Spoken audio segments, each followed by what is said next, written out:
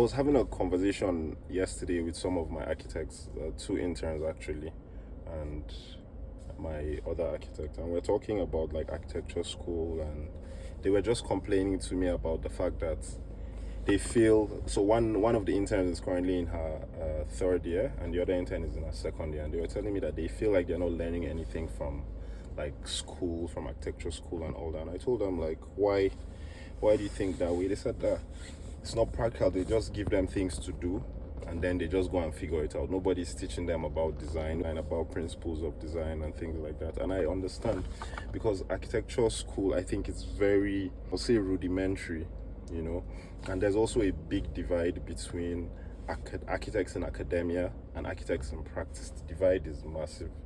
You know, even the way they approach projects, the way they look at projects, and the way they look at architecture and what architecture should and shouldn't be. There's a huge divide, and I'm not saying that the architects in academia are right or the architects in practice are right. It's just that there's no understanding. There's no understanding between the two. So you notice most of the architects who get a lot of experience, they get that experience when they go to do their internships, because there they see the real work. They understand the reason why they are doing what they do. Some of them come to the realization that architecture is very commercial. It's not as artistic as they were taught in school. So I don't know what could be the reason. What could be the reason for this? And I asked them another thing. I was like, in your first year, what were the projects you did? I wanted to see the similarities between the projects they are doing and the projects I did when I was in school. And they told me they did the first year they were told to design a 3-bedroom duplex or something. And I think that's insane. You know, you're bringing in somebody who has gone to school from nursery to primary to secondary. That's high school. Someone like me as well, and throughout all those schooling years, you don't do anything that relates to drawing or design, none. And then you just come into university and they just bombard you with designing a duplex for your first year project. How do you start? What are they teaching you that's going to lead you there?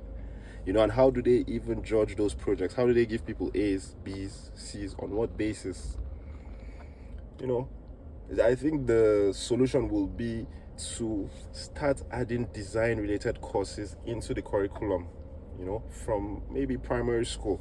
Primary school, maybe they should have subjects on maybe color combination, you know, on maybe types of materials. By the time you get to high school, where we're talking of introduction to technology, you can have types of materials, types of modeling software, how to use different modeling software, even if it's basics, even if they're just modeling, maybe just drawing cubes and things like that.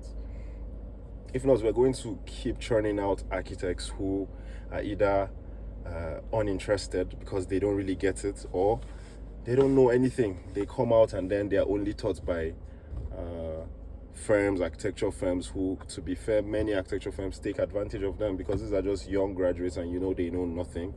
So for them to know anything, they have to work with you, so they'll work for any pay. So I think it's something that we need to look a bit deeper in. Another thing is also the fact that the type of projects they do. So when I was in my first year, my projects, I think in the first semester, was all 2D, where they were teaching us 2D compositions, planar compositions, how to combine different shapes and ideas. So even if we were taught about principles of design, like unity, emphasis, repetition, balance, symmetry, asymmetry, even though they were teaching us about these principles, we were applying them to 2D designs. So we didn't even work on 3D till the second semester, and our second semester project wasn't even a building. Impossible. They told us to make a box or something like that, where we could work on mass and void and the relationship between space and mass. So that was what we did. It was only